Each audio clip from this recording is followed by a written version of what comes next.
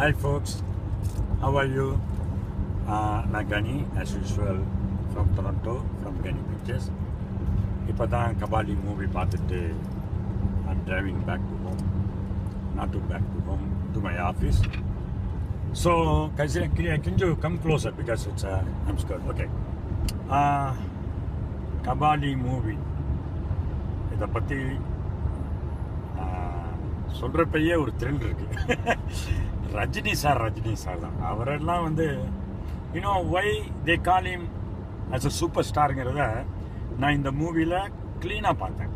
ஏன்னா regardless of the age அவர் அதான் நான் அந்த படத்தை பார்க்குறப்ப என் கூட இருந்த எல்லாருக்கிட்டையும் சொல்லிக்கிட்டு இருந்தேன்.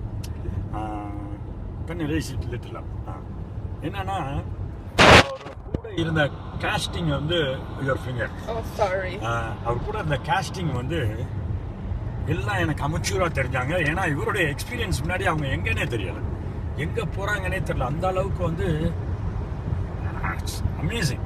ஏன்னா இவர் அந்த சூப்பர் ஸ்டார்னு சொன்ன மாதிரியே என்ன பெர்ஃபார்மன்ஸுங்க நீங்கள் அந்த ஸோ அந்த ஃப்ளாஷ்பேக்கில் வந்து ஒரு 25 இயர்ஸ்க்கு முன்னாடி பார்த்தோன்னே எனக்கு டக்குன்னு ஞாபகம் வந்தது வந்து ஜானி மூவி. கரெக்டாக நான் சொல்கிறது ஜானி மூவி அதே அந்த லுக்கில் நான் எப்போ பார்த்தேன்னா அந்த ரஜினி சாரை ஜானி மூவியில் அதே அப்படியே கொடுத்துருக்காரு. அமேசிங். என்ன சொல்லலாம், பாரஞ்சித் வெளியே வந்து நான் என் ஃப்ரெண்ட்ஸ் எல்லாம் பேசிக்கிட்டு இருந்தது.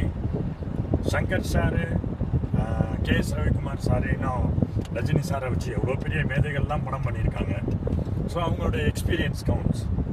ஆனால் இந்த பையன் தான் சொல்லுவேன், ஏன்னா ஈஸி அங்கே தன்மை இஸ் அமேசிங். ரஜினி சாருடைய முழு ஒத்துழைப்பு இருந்திருக்கும். ஓகே, அவருக்கு வந்து இந்த யூத்துன்னு சொல்கிறாங்களே அந்த யங்ஸ்டர்ஸ், அவங்களுடைய திங்கிங் வந்து very different. But still unbelievable. நான் when I reach restaurant, I'll continue this. Cut. Oh, okay.